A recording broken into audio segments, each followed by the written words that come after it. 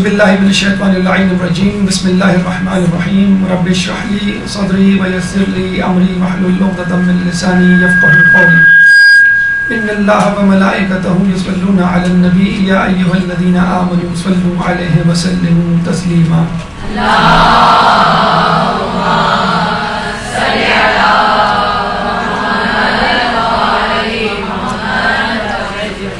عراق کی زیارات کے حوالے سے ہماری گفتگو کا سلسلہ جاری ہے اور 12واں درس اس 12ویں امام کے خاص مقام سے متعلق ہے کہ جس کے بارے میں کہا جاتا ہے کہ امام زمانہ سے یہ جگہ یہ مسجد بلکہ گھر منسوب ہے. یہی وہ جگہ ہے کہ جہاں پہ امام زمانہ آ کے رہیں گے اور یہی وہ جگہ ہے جہاں پہ آپ کا مستقل اپنے اہل خانہ کے ساتھ قیام ہوگا.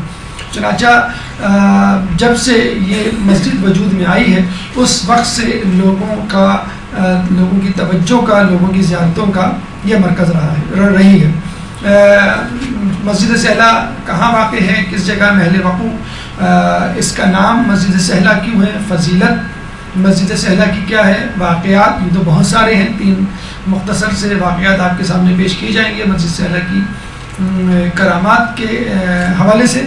اعمال جو اس مسجد سہلہ میں جس طرح ہم مسجد کوفہ میں کر کے آئے اسی طرح کے اعمال مختلف اسپاٹس مختلف جگہ ہیں جہاں پہ آپ کو جا کے انجام دینے ہیں. پھر مسجد سہلہ کے باہر 2 مسجدیں ہیں, آگے اور پیچھے 2 بھائیوں کی, مسجد زید بن سوحان اور صعصع بن سوحان, یہ دونوں بھائی تھے جن کے نام سے 2 مسجدیں مسجد سہلہ کے باہر آگے پیچھے موجود ہیں. دیکھیے مسجد سہلہ کی جو زیارت ہے وہ اب تک کی زیارتوں سے تھوڑی سی مختلف ہے, بلکہ اگر ہمیں یہ کہنا دیا جائے تو ہم یہ کہیں گے تمام زیارتوں کے بعد سب سے آخر میں مسجد سہلہ کی زیارت ہونی چاہیے. کیوں کہ آپ جو زیارت کرتے ہیں اس میں ماضی میں جھانکتے ہیں, ماضی کے جھروکوں میں جھانکنے پر آپ کو کیا ملتا ہے, کیا دکھتا ہے, ظلم و بربریت, سفاکیت, توہین, حقارت اور ائمہ پہ ظلم, ائمہ کے چاہنے والوں پر ظلم, اس کے علاوہ کچھ نہیں. گریہ و زاری اور آپ کی آنکھوں میں آنسو اور دماغ معاف ہونے کے علاوہ آپ کو کچھ نہیں ملتا. اور پھر اندر سے یہی آواز اٹھتی ہے کہ آخر وہ کب آئے گا وقت کہ جب ان تمام مظالم کا بدلہ لیا جائے گا. تو بس مسجد سہلہ کو دیکھ کر جو اب تک انسان زائر یا امام کا چاہنے والا آنسو بہا رہا تھا مسکرانے لگتا ہے, جو اب تک ماضی کے جھروکوں میں دیکھ رہا تھا وہ ماضی کی یادوں کو جھٹک کر مستقبل کی طرف دیکھتا ہے اور ایک امید کے ساتھ دیکھتا ہے, آنکھوں میں ایک خوشی کی کرن کے ساتھ دیکھتا ہے انشاءاللہ کہ جب امام آئیں گے تو یہ جو بھی زیارتیں میں دیکھ کر آیا ہوں ان زیارتوں سے متصل منسوب مظالم ہیں, ان تمام مظالم کا جو ہے امام جو ہے وہ بدلہ لیں گے. تو یہ وہ واحد زیارت ہے جہاں جا کر انسان کا سینہ خوشی سے پھول جاتا ہے, جہاں پر جا کر انسان جو ہے وہ مسکرائے بغیر نہیں رہتا, جہاں جا کر اس کے ذہن کے دریچوں میں امید کی کرنیں اور دعائیں بے اختیار زبان پہ آنے لگتی ہیں کہ اللہ مجھے اس وقت تک زندہ رکھ کہ جب تک امام نہ آ جائیں اور میں اپنی آنکھوں سے ان مظالم کا بدلہ نہ دیکھ لوں امام کے ہاتھوں. تو اللہ تعالیٰ بہرحال دعا ہے کہ اللہ ہم سب کو وہ ظہور دکھائے, وہ عہد دکھائے اور ہمارے بچوں کو امام کا سپاہی بننے کی توفیق عطا فرمائے. مسجد سہلہ انبیاء کا مسکن ہے, مسجد سہلہ ائمہ کی منزل ہے. کوئی نبی ایسا نہیں گزرا کہ جس نے یہاں عبادت نہیں کی ہو, اور ائمہ میں سے بھی لوگوں نے یہاں پر رک کے عبادت کی اور اس کو شرف قبولیت بخشا ہے. محل وقوع کی اگر ہم بات کریں تو نجف سے 10 کلومیٹر دور شمال مشرق میں مسجد سہلہ واقع ہے اور خود مسجد کوفہ سے 2 کلومیٹر دور شمال مغرب میں. تو اگر آپ ڈائریکٹ نجف سے آ رہے ہیں تو 10 کلومیٹر کا فاصلہ ہے, اور مسجد کوفہ کرنے کے بعد عموماً جاتے ہیں لوگ تو وہاں سے 2 کلومیٹر. عموماً آج کل جو صورتحال ہے وہ یہ ہے کہ وہاں کا آپ الگ سے ایک دن یا وقت رکھ لیتے ہیں, یا پھر مسجد کوفہ کو صبح یا شام میں جو ہے مسجد سہلہ, کیونکہ بہرحال مسجد کوفہ جیسے تھکا دینے والے اعمال تو نہیں ہیں لیکن تقریباً آدھا یا 75% تھکاوٹ یا ٹائم کنزیومنگ جو ہے وہ زیارت ہے مسجد سہلہ کی. کہتے ہیں کہ جن 4 مقامات کو امام سے نسبت ہے ان میں وادی سلام میں موجود مقام امام زمانہ ہے، مسجد سہلہ خود، حلہ اور مسجد جمکران. یہ 4 مقامات ہیں جن کے بارے میں کہا جاتا ہے کہ اسٹرانگلی ریکمینڈڈ ہے، اسٹرانگلی جو ہے روایتوں میں آیا ہے کہ امام کہیں ملے نہ ملے لیکن آپ کو ان 4 جگہوں میں، اور ان 4 جگہوں میں بھی سب سے زیادہ مسجد سہلہ کا تذکرہ ہمیں ملتا ہے کہ جہاں پر امام کو دیکھا گیا ہے اور جہاں پہ امام سے زیارت ملاقات جو ہے وہ ممکن ہے. وجہ تسمیہ اس کا نام مسجد سہلہ کیوں ہے؟ سادہ سا جو ہمیں واقعہ ملتا ہے کہ سہیل نامی شخص نے، جس کا تعلق جو ہے بنو ظفر سے تھا، بنو ظفر کی برانچ عبد القیس سے تھا، اور عبد القیس جو شاخ تھی وہ اسی جگہ رہا کرتی تھی. تو بنو ظفر نے، سہیل نامی شخص نے آ کے اس مسجد کو بنایا تھا، اور یہ جگہ بہت ویران تھی اور یہاں پہ سرخ ریت کی جو ہے وہ مٹی پائی جاتی تھی. اس کے علاوہ کہ یہ سہیل نامی شخص نے بنائی تھی اس لیے اس کو مسجد سہلہ کہتے ہیں. یہ بھی کہا جاتا ہے کہ جو کام اور جگہوں پر مشکل ہو وہ یہاں پر آسان ہو جاتا ہے. فقط 2 رکعت پڑھ کے آپ اللہ سے دعا مانگے تو آپ کی وہ دعا قبول ہو جائے گی.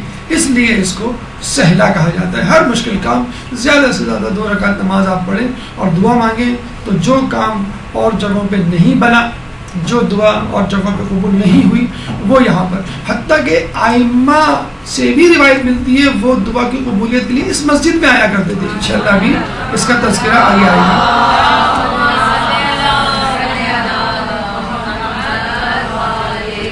فضیلت کے حوالے سے مختلف ائمہ کے مختلف اقوال اور ہر قول ایک دوسرے کی تائید کرتا ہوا. مولا علی سے جو ہمیں روایات ملتی ہیں، مولا فرماتے ہیں کہ کوفے میں موجود 4 اہم مسجدوں میں ایک اہم ترین مسجد مسجد سہلہ ہے. مسجد کوفہ ہم نے پڑھی، مسجد کوفہ کی زیارت کی، تاریخی پس منظر فضائل ہم نے سنے پڑھے، لیکن مولا فرماتے ہیں مسجد سہلہ مسجد کوفہ سے کسی طرح کم نہیں. یعنی یہ مت سمجھ لینا کہ کوفے کی مسجد میں آ گئے تو بس اب کوئی مسجد نہیں ہے دیکھنے کے لیے، تو نہیں، کہ اس کو کبھی بھی جو ہے وہ مسجد کوفہ سے کم تر نہ سمجھنا ہے. اس کی بھی اپنی جگہ ایک بہت، وہ پہلے امام کا مسکن اور یہ آخری امام کا مسکن. چھٹے امام امام جعفر صادق علیہ السلام اللہ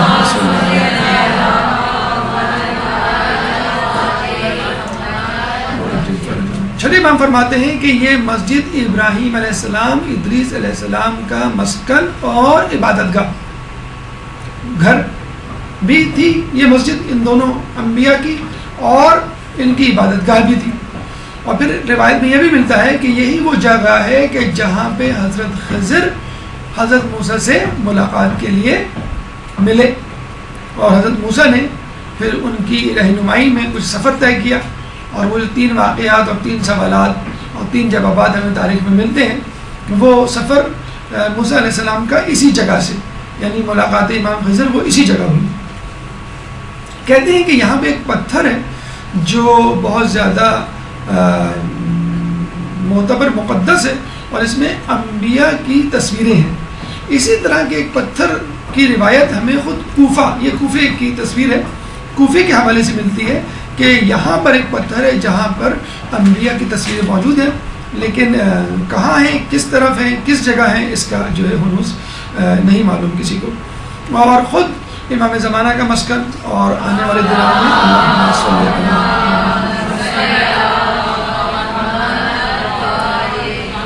خود امام زمانہ اپنے اہل و عیال کے ساتھ یہاں رہائش اختیار کریں گے، بالکل اسی طرح جس طرح ابراہیم علیہ السلام، بالکل اسی طرح جس طرح ادریس علیہ السلام اپنے اہل و عیال کے ساتھ رہائش اختیار کیے ہوئے تھے. بس فرق یہ ہوگا کہ ان کا گھر بھی ہوگا اور دارالخلافہ بھی ہوگا، اور اس دور میں آپ کی حکومت بھی ہوگی. کہتے ہیں کہ جو مسجد سہلہ میں قیام کرے، قیام کا مطلب رکے، ٹھہرے، بیٹھے یا کھڑا ہو، عبادت کی بات نہیں ہو رہی، جو چند لمحات یا چند منٹ کے لیے، چند دنوں کے لیے، کچھ پہروں کے لیے یہاں پر قیام کرے، اس کی مثال بالکل ایسی ہے کہ جس نے رسول اللہ کے ساتھ قیام کیا، جو رسول اللہ کے ساتھ موجود ہوا.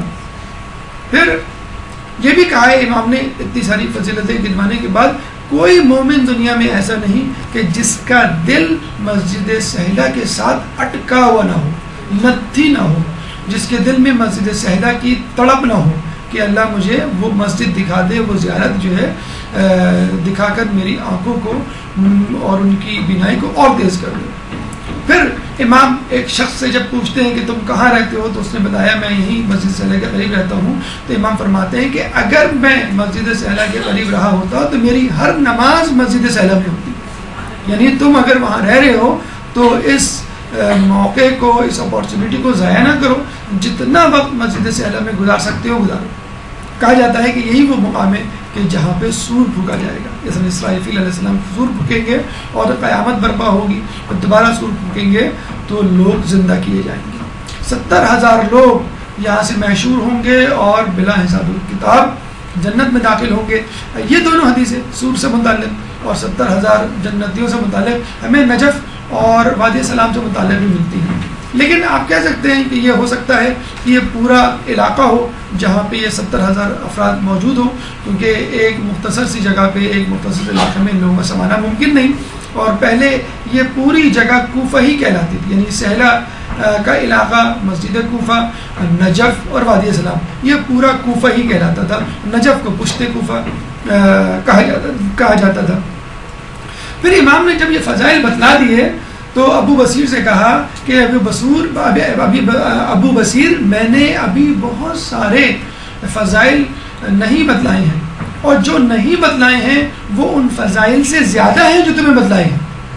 جیسے امام فرماتے ہیں کہ تمام عبادات اور نیکیوں کا صلہ قرآن شریف میں موجود ہے، لیکن نماز شب کا نہیں۔ اتنی زیادہ نعمتیں، اتنے زیادہ اجر و ثواب کا استحقاق رکھتی ہے نماز شب کہ اس کا تذکرہ قرآن میں نہیں سما سکتا۔ اس کے لیے الگ سے اللہ تعالیٰ نے احادیث میں رسول اللہ کو رحمہ کو تاکید کی ہے۔ اسی طرح مسجد سہلا کے جتنے بھی فضائل بتائے جائیں اس کے فضائل مکمل طور پہ نہیں بیان کیے جا سکتے، حالانکہ امام نے اپنے طور پہ مکمل کوشش کی ہوگی کہ میں زیادہ سے زیادہ فضائل بتاؤں، لیکن ابھی بھی اتنے فضائل ہیں کہ جو لوگوں کو نہیں معلوم اور وہ زیادہ ہیں۔ شاید اس کی وجہ یہ ہو کہ لوگوں کے دلوں کی معرفت اتنی نہ ہو کہ وہ ان فضائل کو سہ سکیں، جذب کر سکیں یا اس کی معرفت حاصل کر سکیں۔ تو جتنے آپ کو معلوم ہے اس سے آپ اندازہ لگا لیجئے کہ مزید فضائل کتنے زیادہ ہوں گے۔ اچھا، پھر ابو بصیر نے فوراً یہ کہا، یا امام کیا امام زمانہ یہی ہر وقت یہی رہتے ہیں؟ تو آپ نے کہا ہاں، بلا شبہ آپ نے کہا کہ ہاں۔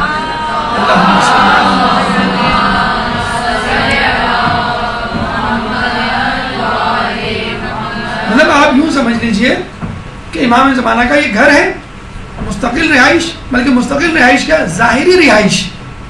وہ ظہور کے بعد، ظہور کا مطلب ظاہر ہونا، جب وہ لوگوں کے سامنے ظاہر ہوں گے، جب ہم ان کو پہچانیں گے تو وہ ہمیں نظر آئیں گے، لیکن رہ وہ اب بھی رہیں لیکن ہمیں نظر نہیں آ رہے۔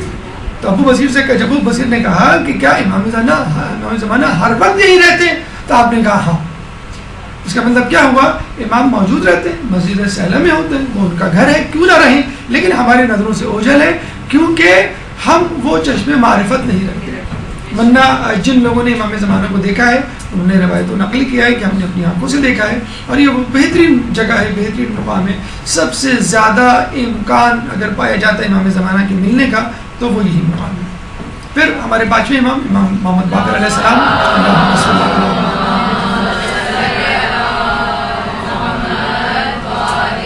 آپ فرماتے ہیں کہ ہر پیغمبر کی عبادت گاہ یعنی مصلی یہ مسجد ہے، یعنی کوئی پیغمبر ایسا نہیں گزرا کہ جو یہاں سے نہ گزرا ہو اور جس نے یہاں پر عبادت نہ کی، اور یہی وہ مسجد ہے جو انبیاء، اوصیاء اور صالحین کا مرکز، مسکن اور مصلی رہی ہے۔ اور باقاعدہ مسجد سہلا میں ایک کونا ہے جس کا بھی ہم زیارت ابھی آپ کو کروائیں گے، وہ کونا انبیاء، اوصیاء اور صالحین کا کونا کہلاتا ہے۔ ویسے تو ادریس علیہ السلام، ابراہیم علیہ السلام اور دیگر لوگوں کے ناموں سے منسوب کونے اور مقامات موجود ہیں، لیکن ایک عمومی طور پر جس کو ہم سب سے آخر میں دیکھتے ہیں، جس کو ہم سب سے آخر میں جا کر درک کرتے ہیں اور وہاں عبادت کرتے ہیں، نماز پڑھتے ہیں، سب سے آخر میں یہ وہ کونا ہے جو انبیاء، اوصیاء، صالحین، ان کا نام معین نہیں ہے، لیکن یہ ضرور معلوم ہے کہ یہاں پر اس کونے پر انبیاء، اوصیاء اور صالحین نے جو ہے وہ عبادت کی ہے، نماز پڑھی ہے. بہت آسان، بہت ہی واضح اور بہت زیادہ خوش کر دینے والا اجر جو آپ کو خود اس دنیا میں مل جائے گا. وہ کیا ہے کہ جو شخص مسجد سہلہ میں 2 رکعت نماز پڑھتا ہے اس کی عمر میں 2 سال کا اضافہ ہو جاتا ہے.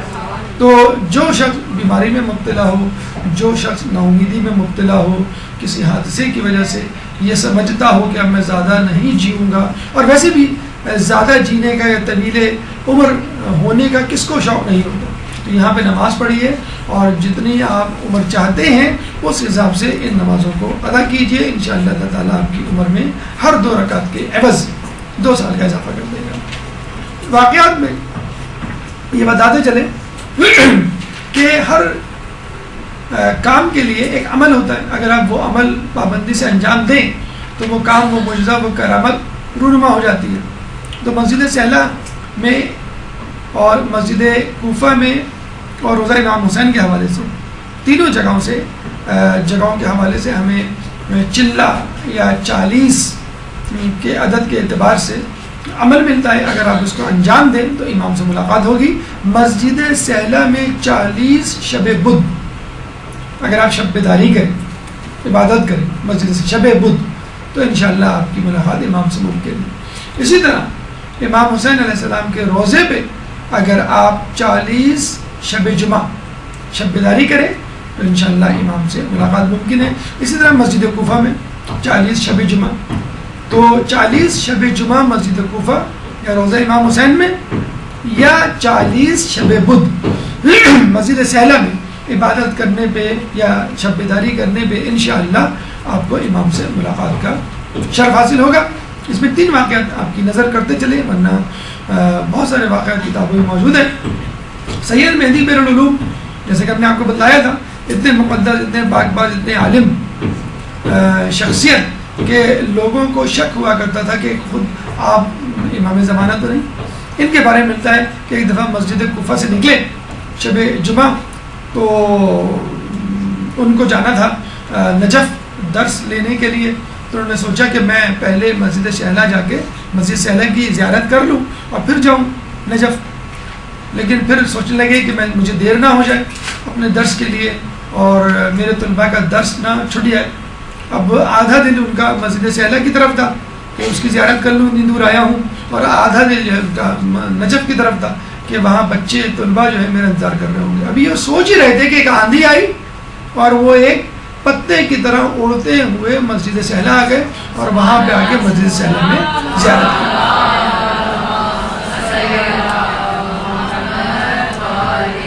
آپ نے دیکھا ہوگا اکثر لوگوں کے ساتھ ایسے واقعات ہوتے ہیں کہ جہاں پہ جو ہے معلوم چلتا ہے کہ زیارت کا دور دور تک امکان نہیں تھا، لیکن پتہ کہاں سے پیسے جمع ہو گئے، پتہ کہاں سے جو ہے وہ برکت کا سامان پیدا ہو گیا، کون سا خوش نصیب در کھل گیا. اور دیکھتے ہی دیکھتے مطلب لوگوں کو پتہ بھی نہیں ہوتا ہے کہ پاسپورٹ بنا ہوا ہے کہ نہیں. وہ اس وقت کھول کے دیکھ رہے ہوتے ہیں، ہمارا ڈرا کو دیکھ رہے ہوتے ہیں کھول کے، ہمارے پاس پاسپورٹ موجود بھی ہے کہ نہیں، ایکسپائر ہے کہ نہیں. اور پاسپورٹ آفس بھی جاتے ہیں، وہاں بھی بہت سارے کرامات اور کشف ہوتے ہیں. مطلب یہ نہیں ہے کہ آپ اس کی زیارت کے لیے پہنچ جائیں پاسپورٹ آفس. جو زیارتوں پہ جا رہے ہوتے ہیں انہوں نے بہت سارے واقعات سنائے ہیں کہ ہم نے بہت کچھ سنا تھا پاسپورٹ آفس کے بارے میں کہ وہاں رشوت چلتی ہے، وہاں پہ پاسپورٹ بنانا بڑا مشکل ہوتا ہے، اگر بنا بھی لیں تو بعض وقت مہینوں لگ جاتے ہیں. تو لوگوں نے باقاعدہ یہ واقعات سنائے کہ جب زیارت کا ہوا ہے تو اتنی جلدی سب کچھ ہوا کہ ہمیں پتہ بھی نہیں چلا کہ کب ہم جو ہے وہ پاسپورٹ آفس پہنچے، کب پاسپورٹ ہمارے ہاتھ میں آیا. اور دن وہ دیا کرتے تھے 15 دن، ہفتے میں آ جایا کرتا تھا، کبھی وہ کہتے تھے 7 دن تو 3 دن میں مل جایا کرتا تھا. کہاں سے پیسوں کا بندوبست ہوا اور کس طرح بعض وقت لوگوں نے بتلایا ہے کہ پیسے کم پڑ رہے تھے اور کسی رشتہ دار سے بات ہوئی، اس نے پتہ نہیں کیوں اتنے پیسے دی تھی تو وہ مکمل ہو گئے. تو یہ سب بلاوا ہے، یہ سب توفیقات خدا بندی ہے، اور یہ خود سب کچھ آپ کے خلوص سے شروع ہوگا. اگر آپ دل میں خلوص باندھ رہے کہ مجھے جانا ہی ہے تو انشاءاللہ سید مہدی بیر العلوم کی طرح اللہ تعالیٰ ایک آندھی پیدا کرے گا جو دوسروں کے لیے تو آندھی ہوگی لیکن آپ کے لیے طی الارض کا سامان پیدا کر دے گا. اسی طرح ایک عالم دین سید قزوینی تھے، ان کے صاحبزادے سید جعفر، انہوں نے کہا کہ بابا مجھے یقین نہیں آتا کہ امام زمانہ جو ہے وہ اس مسجد میں ہوں گے. مسجد سہلہ میں کھڑے ہوئے تھے تو کہتے ہیں کہ آپ جو ہے وہ فوراً اٹھے، یعنی ان کے والد صاحب، اور گئے اور مقام امام زمانہ کے پاس جا کر انہوں نے جو ہے وہ نیت باندھی، 2 رکعت نماز پڑھی. جیسی نماز ختم کی ایک بزرگ آئے، ان سے مصافحہ کیا، بات کی، تھوڑی سی گفتگو ہوئی اور چلے گئے. جب واپس پلٹے تو ان کے بیٹے صاحب نے کہا یہ کون تھے؟ کہ یہی تو تھے امام زمانہ.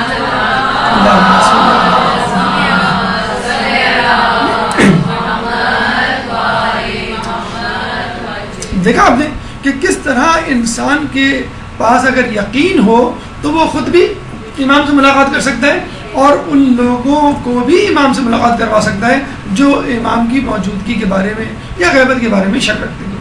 اسی طرح ایک شخص کے بارے میں ملتا ہے کہ اس کو اپنی باپ سے بڑی محبت تھی، بہت بڑا خدمت گزار تھا باپ کا، اور دنوں رات اس کہتے ہیں کہ وہ ایک ٹانگ پہ کھڑا رہ کے باپ کی خدمت کیا کرتا تھا، کبھی بھی باپ سے غافل نہیں ہوتا تھا. لیکن شب بدھ مسجد سہلا میں گزارتا تھا.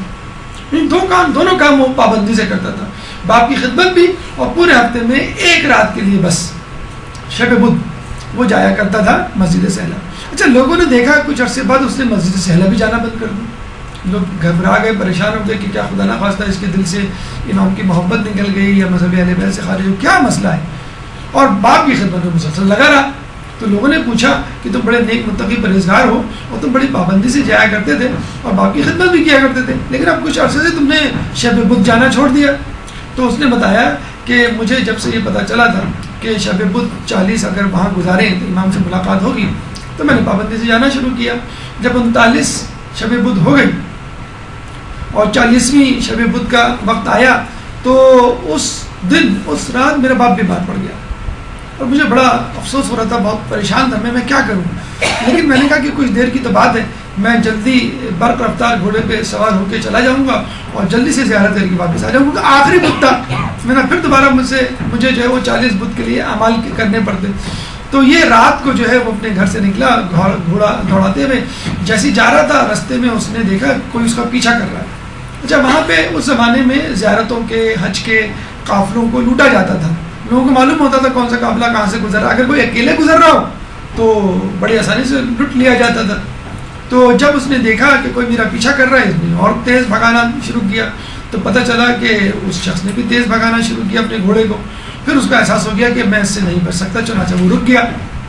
تو وہ شخص اس کے قریب آیا، کوئی بزرگ شخصیت کہنے لگے کہ تم کہاں جا رہے ہو؟ کہنے میں مسجد سہلا جا رہا ہوں. کیوں جا رہا ہوں؟ یہ اعمال کرنے، مجھے آج آخری بدھ ہے. تمہارے والد کیا ہے؟ کہ میرے والد گھر پہ. کہنے اچھا تمہارے پاس کچھ کھانے کو ہے؟ ایک دم سے اس نے انہوں نے موضوع بدلا. کہ نہیں میرے پاس کچھ کھانے کو نہیں ہے. کہنے تمہارے جیب میں کچھ موجود ہے دیکھو. تو انہوں نے نکالا، اپنا جیب میں ہاتھ ڈالا تو اس میں سے کشمش نکل آئی جو اس نے اپنے بچے کے لیے خریدی تھی. تو وہ بڑا پریشان ہوا کہ ان کو کیسے معلوم. تو پھر اس بزرگ شخصیت نے کہا کہ جاؤ فوراً اور اپنے باپ کی خبر لیں اور اپنے باپ کو یاد رکھو. یہ سننا تھا. تھوڑی دیر گزری، اس نے سر جھکایا، پتہ چلا کہ وہ شخصیت غائب ہو گئی. پھر اس کو یہ احساس ہوا کہ یہی تو تھے امام زمانہ. اس کے بعد سے اس نے کہا کہ اب میں شب بدھ بھی باپ کی خدمت میں گزاروں گا. اب یہ واقعہ ان لوگوں کے لیے باعث عبرت ہے، ایک مثال ہے جن کے پاس پیسے نہیں ہیں زیارت کے. ماں باپ تو ہیں، اگر پیسے نہیں ہیں زیارت کے تو آپ کے پاس ماں باپ تو موجود ہیں، آپ ان کی خدمت کر لیجئے، امام کی زیارت کا ثواب آپ کو مل جائے گا اور انشاءاللہ امام کی بھی زیارت ہو جائے گی. ایک درود پڑھ دے محمد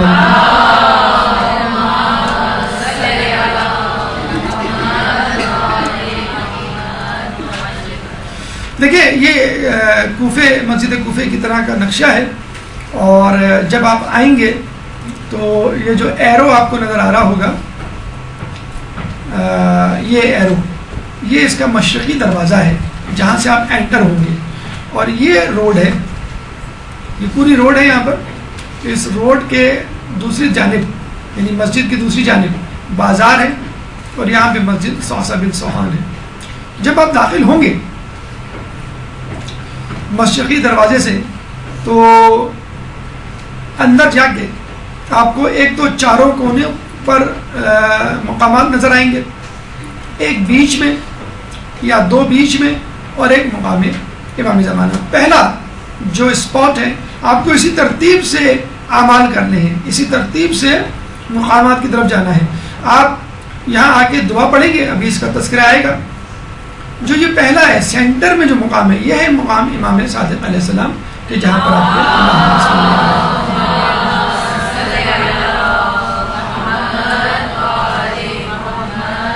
یہاں پہ نماز پڑھنی ہے اور اذکار کرنے، اس کا تذکرہ بھی آئے گا. پھر جو ہے یہ دوسرا مقام ہے مقام حضرت ابراہیم، تیسرا مقام ادریس، اس کے بعد چوتھا مقام حضرت خضر، اور پھر پانچواں مقام انبیاء صالحین. یہ 4 مقامات کرنے کے بعد آپ دوبارہ صحن میں جائیں گے، اور صحن میں جو امام صادق کا ستون ہے چبوترا، اس سے آگے الٹے ہاتھ پر جو ہے وہ چوتھے امام زین العابدین علیہ السلام پہ اعمال کریں گے، اور اس کے بعد اسی ڈائریکشن میں سیدھے ہاتھ کی طرف آگے بڑھتے ہوئے مقام امام زمانہ ہے جہاں پہ جا کے آپ کو اعمال کرنے ہیں. تو اسی ترتیب سے انشاءاللہ جلدی ہم گزریں گے. یہ ہے مسجد زید بن سہیل. یہ دونوں دیکھیں کتنی بڑی اللہ نے ان کو سعادت دی ہے. دونوں بھائی، اور دونوں بھائیوں سے منسوب مسجدیں جو ہے مسجد سہلہ کے پاس موجود ہیں. یہ زید بن سہیل ہیں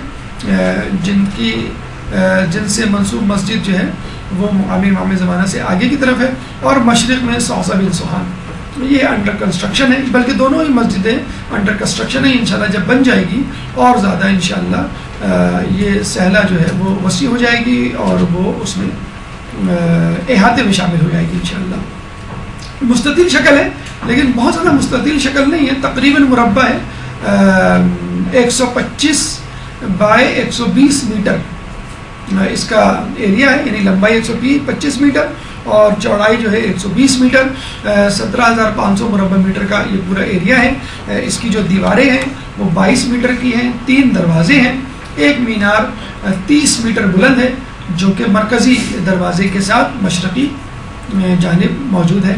جب آپ مسجد سہلہ میں داخل ہوں گے تو وہ وقت بدھ اور جمعرات کی درمیانی شب کا ہونا چاہیے، یعنی بدھ گزر گیا ہو اور جمعرات شروع ہو رہی ہو، شب جمعرات سمجھ لیجیے.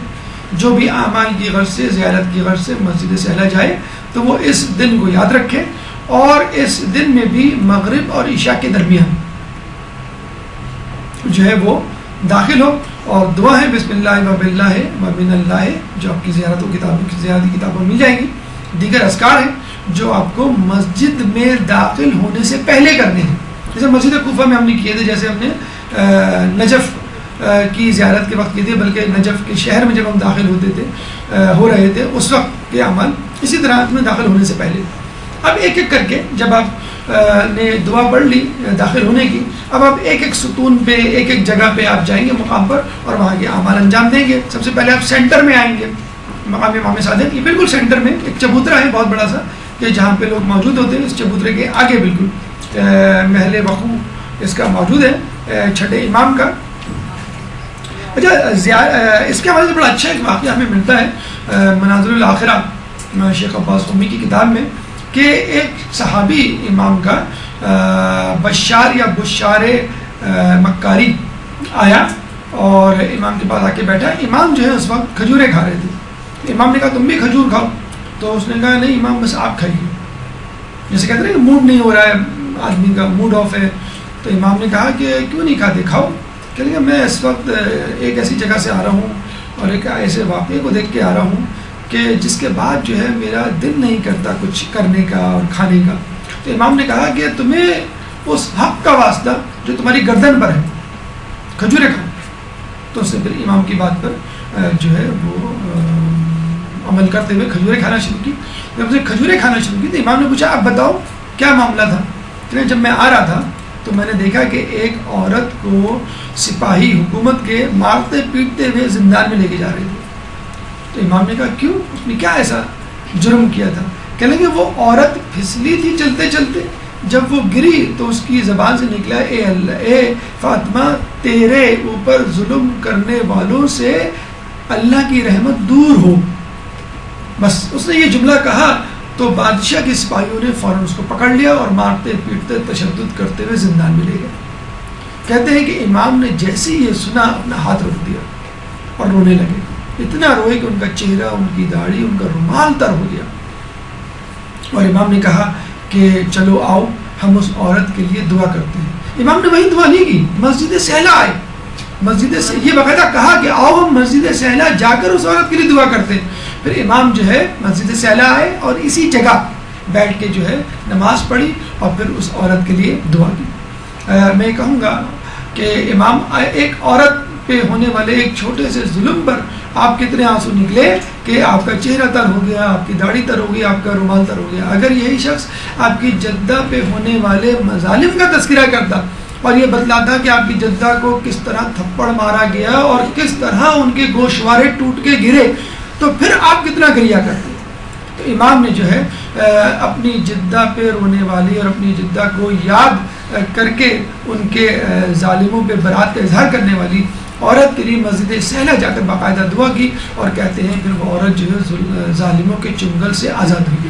تو اتنی زیادہ اہمیت ہے کہ امام بھی اگر دعا کر رہے ہیں, امام بھی کسی کے لیے وسیلہ تلاش کر رہے ہیں, تو وہ مسجد سہلا کا وسیلہ ہے, وہاں جا کے امام جو ہے وہ اس عورت کے لیے دعا مانگ رہے ہیں. یہاں پر اعمال ہے, مغرب کی نماز اور نافلہ آپ کو پڑھنی ہے. پھر 2 رکعت احترام مسجد کے نیت سے تحیۃ المسجد میں نافلہ پڑھیں. اس کے بعد آسمان کی طرف ہاتھ بلند کر کے انت اللہ لا الہ سے ایک دعا شروع ہوتی ہے جو یا سمیع دعا جس کا اختتام ہوتا ہے. یہ دعا آپ کو زیارات کی کتابوں میں مل جائے گی. اس کے بعد مقام ابراہیم, جب آپ سینٹر پہ مقام امام صادق پہ یہ عمل کر چکے تو پھر آپ کو سیدھے ہاتھ پر جانا ہے, اور سیدھے ہاتھ پہ پیچھے کی طرف. دیکھیں یہ ہے سینٹر, یہ ایک بہت بڑا چبوترا ہے. اس چبوترے کے لیفٹ سائڈ پہ یہ مقام امام صادق ہے. ٹھیک ہے, جب اپنے اعمال کر لیے تب آپ کو اپنے سیدھے ہاتھ پر پیچھے کی طرف جانا ہے. سیدھے ہاتھ پہ پیچھے کی طرف یہ ہے آپ کا مقام ابراہیم, جہاں سے آپ کو اپنا سفر شروع کرنا ہے اور مزید جو ہے وہ زیارت کرنی ہے. یہ مشرق ہے اور وہ مغرب, اور اوپر جو ہے وہ جنوب. یہ مقام ابراہیم ہے جس کے بارے میں کہا جاتا ہے کہ یہیں امام ابراہیم علیہ السلام کا گھر تھا, اور یہیں سے آپ قوم عمالقہ سے جنگ کرنے کے لیے گئے تھے, جن کے بارے میں کہا جاتا ہے کہ وہ بڑی ظالم قوم تھی, اور اس کے جو لوگ تھے وہ بہت بلند قامت کے ہوا کرتے تھے, بہت زیادہ تکبر کا شکار تھے, اور ان کے اوپر ایک بادشاہ حکومت کرتا تھا جس کا نام تھا جالوت, جس کے بارے میں کہا جاتا ہے کہ وہ اتنا بلند قامت, عظیم الجثہ جسم کا مالک تھا کہ اس کا سایہ 1 میل لمبا تھا. تو آپ اندازہ لگا لیجیے وہ کتنا پہاڑ جیسی جسے کہتے ہیں کہ بدن کا یا جسم کا مالک ہوگا. تو اس قوم سے لڑنے کے لیے ابراہیم علیہ السلام جو ہے وہ یہیں سے روانہ ہوئے تھے. اس کے بعد یہاں پہ اعمال آپ کریں گے 2 رکعت نماز تسبیحات زہرا کے بعد اللہم بحق ھذہ البقعۃ الشریفۃ, اور اس کے بعد آپ کو مغرب اور قبلے کی طرف جانب گوشوں میں کی طرف ہاتھ بلند کر کے اللہم انی صلیت. یہ بات ہمیشہ یاد رکھیں, جب بھی آپ کوئی عمل کریں, ذکر کریں, نماز پڑھیں یا زیارت کے مقام پر متعینہ اذکار کو انجام دیں, تو اس زیارت سے متعلق شخصیت کے بارے میں ضرور سوچیں, اور وہاں سے ایک عہد کر کے اٹھیں کہ یہاں پر یہ واقعہ ہوا, یہاں پہ یہ شخصیت آئی, اور اس شخصیت کا خاصہ یہ تھا, چنانچہ اب میں بھی کوشش کروں گا اس شخصیت کی پیروی میں اس خصوصیت کو, اس قابلیت کو اپناؤں. تو ابراہیم علیہ السلام کی مہمان نوازی جو بہت زیادہ مشہور ہے, ابراہیم علیہ السلام کی توحید پرستی جو بہت زیادہ مشہور ہے, اس کو یاد کیجئے اور عہد کیجئے انشاءاللہ میں بھی لوگوں کی مہمان نوازی میں کوئی دقیقہ فروگزاشت نہیں کروں گی, اور میں بھی جو ہے وہ توحید پرستی میں ہر مصیبت جو میرے اوپر آئے گی اس کو جو ہے وہ برداشت کروں گا, اس آزمائش پہ جو ہے وہ پورا اترنے کی پوری کوشش کروں گی. مقام ادریس ابراہیم علیہ السلام پر عمل کرنے کے بعد آپ آگے کی طرف بڑھیں گے بالکل پرپینڈیکولر, تو مقام ادریس آئے گا. یہ مقام ادریس ہے. آپ نے سینٹر میں مقام صادق پر عمل کیا, پھر آپ 45 ڈگری کا اینگل بناتے ہوئے پیچھے رائٹ سائڈ پر آئے مقام ابراہیم پر. مقام ابراہیم جب آپ نے کر لیا تو بس آپ اس کو اسی کوریڈور میں, آپ کو دوبارہ صحن میں نہیں جانا ہے, آپ کو بالکل سیدھا سیدھا چلنا ہے جب تک ایک اور کونا نہ آ جائے. یہ کونا جو ہے وہ جناب ادریس علیہ السلام سے منسوب ہے, یہاں ان کا گھر تھا اور یہیں پہ جو ہے وہ درزی کا کام، لباس سینے کا کام کیا کرتے تھے، یہیں پہ وہ درس دیا کرتے تھے۔ ادریس علیہ السلام کے حوالے سے ملتا ہے کہ ان کا اصل نام اخنوق تھا، لیکن چونکہ یہ درس و تدریس سے وابستہ تھے، درس دیا کرتے تھے لوگوں کو، بہت زیادہ پڑھایا لکھایا کرتے تھے، جس کی وجہ سے ان کا نام ادریس پڑ گیا۔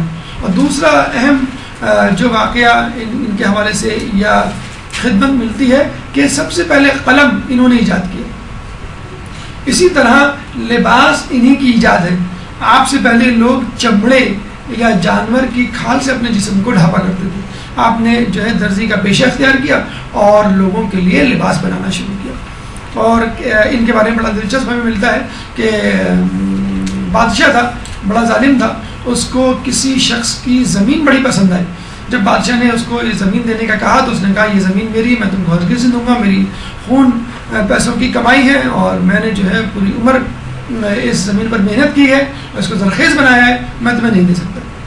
بادشاہ جو ہے یہ سن کر غصے میں واپس آ گیا اور اپنی ملکہ اپنی زوجہ کو جب بتایا تو اس ملکہ نے کہا کوئی ایسا مسئلہ نہیں ہے، یہ مسئلہ بڑی آرام سے میں حل کر سکتی ہوں، تم جو ہے وہ 50 افراد کو تیار کرو اور 50 افراد کو کہو کہ اس کو پکڑ کے گرفتار کر کے تمہارے پاس لائیں اور وہ تم سے یہ کہیں کہ تمہارے خلاف سازش کر رہا ہے۔ جب 50 گواہی تیار ہو جائے تو تم اس کو بغاوت کے جرم میں قتل کر دو، جب تم قتل کر دو گے تو اس کی زمین کے مالک خود بخود بن جاؤ گے۔ چنانچہ اس نے اپنی بیوی کی باتوں پر عمل کیا اور اس آدمی کو قتل کروا دیا اور اس کی زمین پہ قبضہ کر کے بیٹھ گیا۔ جب اس کے لواحقین اور خاندان والے آئے تو ان کو ڈانٹ کے اور تشدد کر کے واپس بھیج دیا۔ جب یہ ادریس علیہ السلام کے پاس آئے تو ادریس علیہ السلام اس بادشاہ کے پاس گئے تو بادشاہ نے جو ہے ادریس علیہ السلام کو بھی دھمکی دی کہ میں تمہیں بھی قتل کر دوں گا، میں تمہیں بھی نہیں چھوڑوں گا۔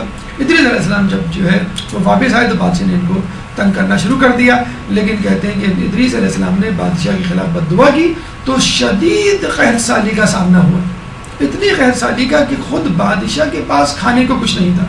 تو وہی ملکہ جو اپنے تکبر میں لوگوں کو قتل کرواتی اور اپنے شوہر کو زمینوں پر قبضہ کرنے کے لیے اکساتی تھی، وہی ملکہ رات کو بھکاری بن کر لوگوں کے گھر گھر جا کر روٹی کے ٹکڑے مانگا کرتی تھی۔ اور یوں جو ہے اس قوم کو اللہ تعالیٰ نے تباہی و بربادی سے ہمکنار کیا۔ کہتے ہیں کہ ان کی اس خدمت کے عوض 300 سال آپ زندہ رہے، ان کی اس خدمت کے عوض فرشتہ آیا اور کہا کہ جناب ادریس آپ کی خدمات، آپ کے اعمال کو اللہ نے قبول کر لیا، مبارک ہو۔ تو یہ ادریس بہت خوش ہوئے، تو فرشتے نے کہا کہ آپ کو اس خدمت کے عوض کچھ چاہیے، کوئی خدمت ہے جو میں آپ کی کر سکتا ہوں؟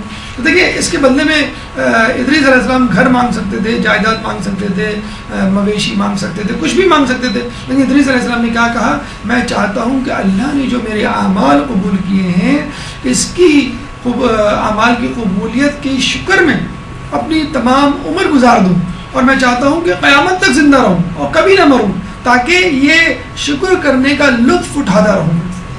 تو مجھے کسی ایسی جگہ لے جاؤ کہ جہاں پہ میں ہمیشہ ہمیشہ رہ سکوں اور مروں نہ۔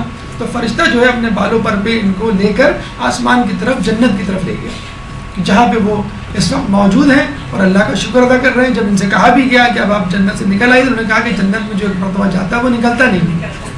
ایک روایت ہمیں یہ بھی ملتی ہے کہ ایک شخص فرشتہ تھا کہ جس کے بالوں پر جو ہے وہ نوچ لیے گئے تھے کسی ترک اولا کے حوالے سے، تو اس نے جو ہے ادریس علیہ السلام کے پاس آ کر استدعا کی کہ آپ میرے لیے دعا کیجئے۔ ادریس علیہ السلام نے دعا کی، اس کے بالوں پر واپس آ گئے۔ تو اس نے کہا کہ ادریس علیہ السلام نے کہا کہ میں جو ہوں جناب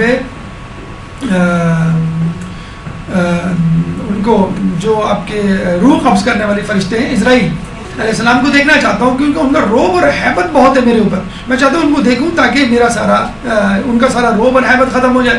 انہوں نے کہا کوئی مسئلہ نہیں، آپ میرے بالوں پر پہ بیٹھیے، میں آپ کو لے کے جاتا ہوں۔ وہ اپنے پر پہ بٹھا کے ان کو چوتھے آسمان پر لے گیا، وہاں پہ اسرائیل علیہ السلام سے ملاقات ہوئی۔ تو اسرائیل علیہ السلام نے کہا، اسرائیل علیہ السلام نے ادریس علیہ السلام کو دیکھ کے مسکرانا شروع کیا۔ تو ادریس علیہ السلام نے کہا مسکرا کیوں رہے؟ شاید کبھی کبھی مسکراتے تھے، خیر ان کی حیبت تو کم ہو گئی ادریس علیہ السلام کے اوپر۔ تو ادریس علیہ السلام نے کہا مسکرا کیوں رہے؟ کہ میں سوچ رہا ہوں کہ اللہ تعالیٰ نے مجھ سے کہا ہے، ابھی کہا ہے کہ تم ادریس کی روح ابھی قبض کرو، اور میں پریشان کہ چوتھے آسمان سے تیسرے آسمان کا فاصلہ 500 سال، پھر تیسرے سے دوسرے آسمان کا فاصلہ 500 سال، پھر پہلے آسمان تک 500 سال، پھر زمین تک 500 سال، میں 500 مطلب مجھے جو ہے وہ 2000 یا 2500 سال لگ جائیں گے ادریس تک پہنچتے ہوئے، اور خود ادریس کا تو ناممکن ہے یہاں آنا، تو اس لیے میں آپ کو دیکھ کے مسکرا رہا ہوں، اللہ نے جو ہے میری مشکل آسان کر دی اور پھر ان کی روز جو ہے وہ قبض کر لی۔ لیکن بہرحال یہ کافی زیادہ ہمیں ملتا ہے جو روایتوں میں کہ ادریس علیہ السلام اور خضر عیسیٰ علیہ السلام یہ دونوں آسمانوں میں زندہ پیغمبر ہیں، اور الیاس علیہ السلام اور خضر علیہ السلام یہ دو پیغمبر زمین میں زندہ ہیں۔ خضر علیہ السلام کا تعلق نہر اور پانی میں لوگوں کی رہنمائی سے ہے جو بھٹک جاتے ہیں یا ڈوبنے والے ہوتے ہیں، اور الیاس علیہ السلام کا تعلق خشکی میں بھٹک جانے والے لوگوں کے حوالے سے ہوتا ہے۔ رسول اللہ خود الیاس علیہ السلام سے طائف کے سفر میں ملے تھے، جب طائف کے لوگوں نے رسول اللہ کو بہت تنگ کیا تھا، ان کا جوتا خون سے بھر گیا تھا، تو یہ گئے تھے اس مقام پر جہاں پہ الیاس علیہ السلام تھے، اور باقاعدہ الیاس علیہ السلام کے ساتھ بیٹھ کے کھانا بھی کھایا تھا۔ تو الیاس علیہ السلام جو ہے خشکی میں لوگوں کی مدد پہ معمور ہے، اور خضر علیہ السلام جو ہے وہ دریا پہ، اور اس کا تذکرہ سورہ مریم میں اللہ تعالیٰ نے 57 میں کیا ہے، وَرَفَعْنَاهُ مَكَانًا عَلِيًّا، کہ ہم نے جو ہے ان کو یعنی ادریس علیہ السلام کو ایک اعلیٰ مقام کی طرف اٹھا لیا۔ 2 رکعت نماز، اور اس کے بعد اللہم انی صلیت حاضی والی دعا ہے جو آپ کو پڑھنی ہے۔ جب یہاں پر آئیں تو یہ پیغام لے کے اٹھے، یہ عہد کر کے اٹھے کہ مجھے درس و تدریس میں اپنی زندگی گزارنی ہے، مجھے لوگوں کو اچھی باتیں بتاتے ہوئے زندگی گزارنی ہے، لوگوں کی مدد کرنی ہے، اور ہر حالت میں اللہ کا شکر ادا کرنا ہے۔ چوتھا مقام مقام خضر ہے جو الٹے ہاتھ پہ آپ کو ملے گا۔ جب آپ جناب ادریس کا مقام کر لیں گے تو بالکل الٹے ہاتھ پہ آپ جائیں گے تو آخر کونے میں حضرت خضر علیہ السلام، ان کا اصل نام تھا ابو العباس بلیلہ بن ابن ملکان۔ اچھا سوال ہے کچھ کمپٹیشن میں پوچھنے کے لیے، جب جو ہے فیصلہ نہ ہو پا رہا ہو کہ کس کو جتوانا ہے، تو ابو العباس بلیلہ بن ملکان یہ ان کا اصل نام ہے۔ خضر اس لیے پڑھا کہ یہ جہاں بیٹھتے ہیں وہاں سبزہ اگاتا ہے ان کی برکت سے، اور علم کے حوالے سے کہا گیا ہے کہ جب پوچھا گیا آپ کو اتنا علم کیسے حاصل ہوا، تو انہوں نے کہا کہ گناہوں سے بچنے کے سبب، اور آپ جو ہے کچھ لوگوں کے مطابق نبی نہیں ہیں کیونکہ ان سے کسی امت کی اصلاح کا واقعہ ہمیں تاریخ میں نہیں ملتا۔ بہرحال یہ بات ہے کہ آپ کا علم جو ہے موسیٰ علیہ السلام سے زیادہ تھا۔ جب موسیٰ علیہ السلام کے دل میں یہ خیال اٹھا کہ میں شاید سب سے زیادہ صاحب علم ہوں، بلکہ کسی نے شخص نے پوچھا بھی تھا کہ اس وقت دنیا میں سب سے زیادہ علم کا حامل کون ہے، تو انہوں نے کہا میں ہوں، کیونکہ وہ کوئی دور سے مطلب آئے تھے، گریجویشن کہہ لیں آپ، کوئی ہمارے یہاں کوئی امریکہ سے گریجویشن کر کے آ جائے تو جسے کہتے ہیں گردن اکڑا کے کہتا ہے کہ مجھے زیادہ علم ہے، تو ایک ہلکا سا خیال ان کے دل میں آیا کہ اب میں دنیا میں سب سے زیادہ صاحب علم ہو گیا ہوں۔ تو اللہ نے اس خیال کو بھی برا جانا کہ یہ بھی نہ سوچو کہ تمہارے پاس سب سے زیادہ علم ہے، چنانچہ میں تمہیں ایسے شخص سے ملاتا ہوں جو تم سے زیادہ علم رکھتا ہے۔ اور آپ نے دیکھا ہوگا کہ جو ان کو گفتگو تھی تو بالکل ایسا ہی ہے کہ کوئی پی ایچ ڈی جو ہے وہ مونٹیسری لیول کے اسٹوڈنٹ کو پڑھا رہا ہے، اور وہ کہتے بھی جاتے تھے کہ دیکھو اب تم سوال نہ کرنا، اب تم سوال نہ کرنا، اب تم سوال نہ کرنا۔ 3 مرتبہ انہوں نے سوال کیا، انہوں نے کہا ھذا فراق بینی و بینکم، کہ اب جو ہے میرے اور تمہارے درمیان جدائی ہے، اب میں برداشت نہیں کر سکتا کہ تم نے جو ہے بہت زیادہ جو ہے مجھے ڈسٹرب کیا، کلاس میں ڈسٹرب کرتے نا بچے، تو بار بار سوال 3 مرتبہ سوال کیا کہ میں بس اب غلطی کی گنجائش نہیں ہے، 3 مرتبہ تم نے سوال کر لیا، اب میں اس کی وجوہات میں بتلا دیتا ہوں، اور اب جو ہے میرا تمہارے درمیان جو ہے وہ یہ واقعہ بہت زیادہ کوٹ کیا جاتا ہے ان لوگوں کے لیے جو مصلحت خداوندی کو سمجھتے نہیں ہیں اور خدا سے شکوہ شکایت کرنے لگتے ہیں کہ اللہ نے ہمارے ساتھ یہ کیا، اللہ نے ہمارے ساتھ وہ کیا، حالانکہ ہر مصیبت میں بھی اللہ کی ایک مصلحت جو ہے وہ پوشیدہ ہوتی ہے۔ 4 زندہ انبیاء جیسے ہم نے بتایا، حضرت عیسیٰ، حضرت ادریس علیہ السلام آسمانوں پر، حضرت الیاس اور حضرت خضر جو ہے وہ زمین پر۔ 2 رکعت نماز، اور پھر اس کے بعد دعا اللہم ان کانت الذنوب۔ پیغام یہی ہے کہ علم حاصل کریں، اگر آپ چاہتے ہیں کہ علم آپ کا بڑھ جائے تو گناہوں سے پرہیز کریں، اللہ تعالیٰ خود بخود جو ہے وہ آپ کے علم میں اضافہ کر دے گا۔ 5واں مقام دوبارہ آپ کو یہ سرکٹ کمپلیٹ کرنا ہے، مقام صالحین پہ آ کے آپ جو ہے پہلے امام صادق پہ تھے، پھر آپ جو ہے مقام ابراہیم پہ گئے، پھر مقام ادریس پہ، پھر اس کے بعد مقام خضر پہ، اور دوبارہ اب آپ جو ہے وہ مقام انبیاء و صالحین اور اوصیاء پر آ گئے۔ یہاں پہ بھی آپ کو جو ہے دعا کرنی ہے پانچویں امام کی حدیث ہم نے آپ کو ابھی بتلائی تھی. یہ انبیاء اوصیاء اور صالحین کی منزل و مقام ہے مسجد سہلہ. اور مسجد سہلہ میں بھی یہ والا مقام خصوصی طور پہ جو شرقی جانب واقع ہے, مشرقی جانب انبیاء اور اوصیاء اور صالحین سے منسوب ہے. اللہم انی اسألک 2 رکعت نماز کے بعد آپ کو یہ دعا پڑھنی ہے. اور یہاں رک کے اس ایک لمحے کے لیے سوچیں کہ جو شخص اپنے آپ کو انبیاء اور اوصیاء سے جوڑ دے, اللہ تعالیٰ انبیاء اور اوصیاء کے ساتھ اس کا نام بھی باقی رکھتا ہے. پھر چھٹا مقام امام زین العابدین ہے, جو کہ مقام امام صادق علیہ السلام سے آگے الٹے ہاتھ پر واقع ہے, اور یہ چوتھے امام سے منسوب ہے. یہ ان کی عبادت کا مقام اور مرکز اور قیام کی جگہ, اعمال 2 رکعت نماز, اس کے بعد یا من ہوا اقرب الیہ من حبل الورید کی یہ دعا جو ہے وہ آپ کو پڑھنی ہے. اور یہاں رک کے اپنے آپ سے سوال کیجئے کہ امام کی عبادت کیسی ہوا کرتی تھی, امام کے سجدے کیسے ہوا کرتے تھے, میری عبادت کیسی ہے, میرے سجدے کیسے ہیں. تو کم از کم میری عبادت میں امام کی عبادت کی جھلک تو ہو, یا کم از کم لوگ یہ کہہ تو سکیں کہ ہاں واقعی تم سید الساجدین کے ماننے والے ہو. 7واں مقام, اہم ترین مقام, خود امام زمانہ سے منسوب ہے, خود مسجد سہلہ پوری کی پوری امام سے منسوب ہے, لیکن اس میں بھی ایک مقام جو کہ آپ کو امام زین العابدین کے مقام سے سیدھے ہاتھ کی طرف ملے گا, اور یوں سمجھ لیجئے یہ مقام ادریس اور مقام امام زین العابدین علیہ السلام کے درمیان میں مقام امام زمانہ واقع ہے. یعنی جہاں پر امام کو دیکھا گیا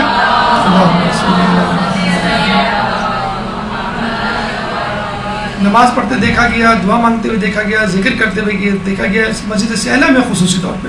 تو صرف آپ کا وہاں جانا, وہاں آپ کے قدموں کا پڑھنا, جہاں پہ امام کے قدم مبارک پڑے وہاں پہ آپ کا سجدہ کرنا, جہاں امام نے سجدے کیے اور کر رہے ہیں, اور کتنی بڑی سعادت ہے آپ کے لیے. تو یقیناً انسان کے سجدے اس قابل نہیں ہوں گے جو قبول کیے جا سکیں, یقیناً ہمارے سجدے ویسے نہیں ہوں جو امام کے دے, لیکن انشاءاللہ جو جگہ جس جگہ پہ ہم سجدے کر رہے ہیں اور ہمارے جسم کے حصے مس ہو رہے ہیں, اور جہاں پہ ہم اذکار کر رہے ہیں, جہاں پہ ہم دعا مانگ رہے ہیں, تو انشاءاللہ اس جگہ کی برکت سے ہماری عبادت میں اللہ تعالیٰ وہ برکت پیدا کر دے گا, سعادت پیدا کر دے گا جو قبول ہوگی, اور خود ہماری شخصیت میں بھی انشاءاللہ تبدیلی آئے گی. یہاں 2 رکعت نماز اور سلام اللہ کامل والی دعا آپ کو پڑھنی ہے. اور یہ سوچ کے یہاں پہ جائیے کہ ہم امام سے ملنے جا رہے ہیں. جب بھی ہم کسی سے ملنے کے لیے جاتے ہیں, کوئی تحفہ لے کے جاتے ہیں, مٹھائی لے کے جاتے ہیں, کیک لے کے جاتے ہیں, تو سوچیے آپ کے پاس کون سی ایسی نیکی ہے جو آپ امام کے لیے لے کے جا رہے ہیں. درود کی تحفہ, درود کا تحفہ بھی ہو سکتا ہے, درود کی ٹوکری بھی ہو سکتی ہے. اللہم صلی اللہ علیہ وسلم. لوگوں کی مدد کا حوالہ بھی ہو سکتا ہے, خود آپ کی عبادت ہو سکتی ہے, خود آپ کا علم, لیکن کوشش کریں کوئی نہ کوئی تحفہ امام کے لیے لے کے جائیں. امام میں اس عبادت کا ہدیہ ثواب جو ہے وہ آپ کو ہدیہ کرتا ہوں. یہ مسجد سہلہ آپ کی ختم ہوئی, لیکن مسجد سہلہ کے باہر مشرق کی جانب اور مسجد سہلہ کے باہر مغرب کی جانب, دونوں جگہوں پہ 2 بھائیوں سے منسوب مسجدیں ہیں, اور اللہ تعالیٰ واقعی ان کو جزائے خیر دے, ان کے رتبات کو جو ہے بلند کرے جنت میں. یہ دیکھیں مسجد جو آپ نے دیکھا تھا مقام ادریس, اس سے باہر آپ جائیں تو یہاں پہ مسجد زید بن سوحان ہے جو انڈر کنسٹرکشن ہے, اور بہت بڑی مسجد یہ اس وقت جو ہے وہ بننے جا رہی ہے. زید بن سوحان کے بارے میں کہا جاتا ہے قطیف میں پیدا ہوئے, اور ابدال میں ان کا شمار ہوتا ہے. امام کے 4 اوتار ہیں کہ جس میں 2 اوتار جو ہیں وہ الیاس علیہ السلام اور خضر علیہ السلام ہیں, 2 کے بارے میں ہمیں نہیں معلوم.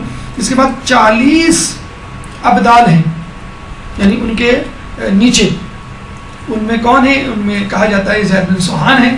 اس کے بعد 70 نجبہ, 40 کے بعد 70 نجبہ ہیں, اور اس کے بعد 360 صالحین ہیں, یعنی 360 صالحین, 70 نجبہ, اور اس کے بعد 40 ابدال, 4 اوتار, اس کے بعد قطب, خود امام زمانہ ہے. ان کی یعنی قطب یعنی امام زمانہ اور ان کی ٹیم سے اس وقت پوری دنیا کا نظام چل رہا ہے. اب یہ نہ سمجھیے کہ امام کا ظہور نہیں ہوا تو دنیا کا نظام کوئی اور چلا رہا ہے. دنیا کے نظام کو بگڑنے سے بچنے کے لیے, مومنین کو سب سے ہستی سے مٹانے سے بچانے کے لیے اس وقت امام یعنی جو خطب کی صورت رکھتے ہیں، امام کے نیچے ان کے جو اوتار ہیں، ابدال ہیں، نجبہ ہیں، صالحین ہیں، وہ مسلسل ٹیم ورک میں مصروف ہیں. لیکن یہ اوتار ابدال اور صالحین نجبہ یہ اپنے آپ کو ڈسکلوز نہیں کرتے، اپنی شناخت کو کبھی لوگوں کو بتلاتے نہیں ہیں. یہ بس چھپ چھپ کے کام کر رہے ہوتے ہیں. جہاں بھی آپ کو کوئی شخص ملے جو لوگوں کے بہت زیادہ کام کرتا ہو اور عموماً گمنامی کی زندگی جو ہے پسند کرتا ہو، تو بس اس پہ شک کرنا شروع کر دیں. یا تو جو ہے وہ صالحین میں سے ہے، یا جو ہے وہ ابدال میں سے ہے، اوتار میں سے ہے، نجبہ میں سے ہے، کسی نہ کسی میں سے ہوگا. لوگوں کی مدد، یہ چھٹے امام کا قول بھی ہے کہ لوگ ہمارے چاہنے والوں کو نمازوں کے اوقات اور لوگوں کی مدد سے پہچانو. بس یہی لوگ جو ہے وہ امام زمانہ کے جو ہیں وہ مددگار بھی ہیں. جمل میں آپ امام علی کی رہنمائی میں جنگ کرتے ہوئے شہید ہوئے. ان کا مزار مسجد نہیں ہے، ان کا مزار ان کا روضہ بحرین میں ہے، کیونکہ ان دونوں بھائیوں کو حاکم شام نے بحرین جلا وطن کر دیا تھا. یہاں پہ 2 رکعت نماز پڑھنی ہے جو زید بن سوحان اپنی نماز شب میں پڑھا کرتے تھے، وہ دعا پڑھنی ہے. یعنی اللہ دیکھے کتنی بڑی برکت کی بات ہے کہ جو دعا زید بن سوحان پڑھا کرتے تھے اسی دعا کو ریکمنڈ کیا گیا ہے تم بھی اپنی نماز میں اس دعا کو پڑھیں. یہاں یہ ذکر کریں اور اپنی نماز شب کو یاد رکھیں اگر ہے. اگر نہیں ہے تو نماز شب کا احیاء کیجئے، اور اگر نہیں ہے اس کا اعادہ کیجئے اور بہتر طریقے سے اس کو انجام دینے کی کوشش کیجئے. اس کے بعد آخر میں مسجد صوصہ بن سوحان امام علی کے انتہائی قریب ساتھی میں ان کا شمار ہوتا ہے. جب آپ جاتے ہیں مسجد سہلا تو الٹے ہاتھ پہ آپ مڑتے ہیں. اگر الٹے ہاتھ پہ نہ مڑیں آپ اور تھوڑا سا آگے کی طرف جائیں اور سیدھے ہاتھ کی طرف مڑیں تو مسجد صوصہ بن سوحان آپ کو مل جائے گی. انڈر کنسٹرکشن ہے، انشاءاللہ بہت جلد یہ مکمل ہو جائے گی اس کی تعمیر. مسجد صوصہ جو ہے مسجد صوصہ بن سوحان سے منسوب ہے، اور یہ بہت پرجوش خطیب تھے مولا علی کے کلمات، قرآن کی آیات، ان کی تشریحات، ان کی تفسیر اپنی زبان میں جب وہ بیان کرتے تھے لوگوں کے سامنے تو لوگوں کو بہت اچھا لگتا تھا. خود مولا علی نے ان کو خطیب شہشہ کا لقب دیا تھا. شہشہ کا مطلب ہے چیزوں کو وضاحت سے بیان کرنے والا. جیسے ہم دیکھتے ہیں نا ایک ٹیچر ہوتا ہے، وہ کوئی بات بتا کے جاتا ہے اور جب چلا جاتا ہے تو لوگ پریشان ہوتے ہیں ٹیچر نے کیا بتایا تھا. تو جو ہونہار طالب علم ہوتا ہے وہ کھڑا ہو جاتا ہے اور بتاتا ہے کہ ٹیچر نے اس طرح بتایا تھا. تو بہت بہترین پرجوش مقرر تھے اور امام جو ان کو بہت پسند کیا کرتے تھے. اکثر امام کا جب دل گھبراتا، اداس ہوتے اور غمگین ہوتے تو کہا کرتے تھے اے صوصہ مجھے کچھ سناؤ اور مجھے شاد کرو. پھر صوصہ جو ہے کھڑے ہو جاتے تھے اور امام کے فضائل اور توحید سے متعلق جو بھی کلمات جو انہوں نے خود امام ہی سے سنے ہوئے ہوتے تھے، جو انہوں نے قرآن میں پڑھے ہوتے تھے، اپنی دلنشی آواز میں اور اپنے جو ہے وہ پر لطف کلام میں امام کو سنایا کرتے تھے. یہ بھی حاکم شام کے دور میں بحرین جلا وطن ہو گئے تھے، وہیں ان کا انتقال ہوا تھا. بحرین کا جو دارالخلافہ کیپٹل ہے منامہ، وہاں پہ جو ہے ان کی قبر مبارک ہے.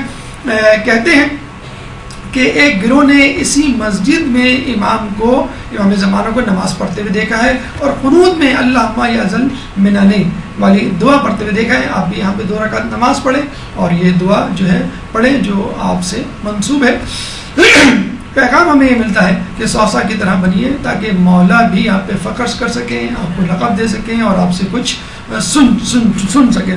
صوصہ بن سوحان کے بارے میں ملتا ہے کہ ان کو یہ سعادت حاصل ہے کہ آپ ان لوگوں میں شامل تھے کہ جو مولا علی کی آخری رسومات میں شریک ہوئے. امام حسن علیہ السلام، امام حسین علیہ السلام، زید ابن عباس علیہ السلام، محمد حنفیہ اور فرزندان مولا علی، یہ چند افراد تھے جو جنازے کے ساتھ چل رہے تھے اور اس میں صوصہ بن سوحان بھی تھے. انہوں نے جو ہے مٹی لے کے اپنی بالوں پہ ڈالی ہوئی تھی اور جب تدفین سے فارغ ہوئے تو آپ نے مولا کے فضائل پڑھنے شروع کیے. اس کے بعد مولا کے مصائب بتانا شروع کیے اور وہ مصائب جو ہے وہ سناتے جاتے اور خود روتے جاتے اور لوگوں کو رلاتے جاتے. جب انہوں نے اپنی مجلس ختم کی، کہتے ہیں کہ مولا کی شہادت کے بعد مولا پر جو پہلی مجلس عزا منعقد ہوئی ہے وہ صوصہ بن سوحان نے اسی وقت تدفین کے بعد پڑھی ہے.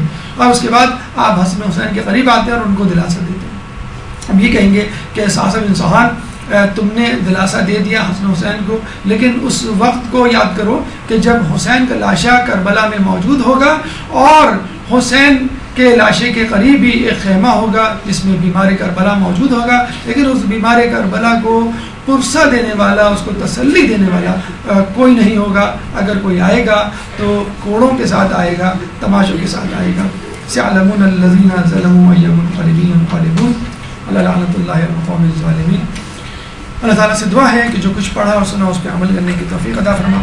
اللہ تعالیٰ سے دعا ہے کہ ہم سب کو مسجد صحرا کی زیارت کرنے کی توفیق عطا فرما۔ اللہ تعالیٰ سے دعا ہے کہ ہمیں تمام مقامات مقدسہ کی زیارت کرنے کی توفیق عطا فرما، ان زیارتوں سے اپنا روحانی سفر مکمل کرنے کی توفیق عطا فرما جو ہمارے تقوی میں اضافے کا سبب بنے۔ اللہ تعالیٰ سے دعا ہے کہ قیامت کے دن ہمیں اہل بیت کی شفاعت سے بہرہ مند فرما، امام کے ظہور میں تعجیل فرما اور ہمیں ان کے انصار و اعوان میں شامل فرما۔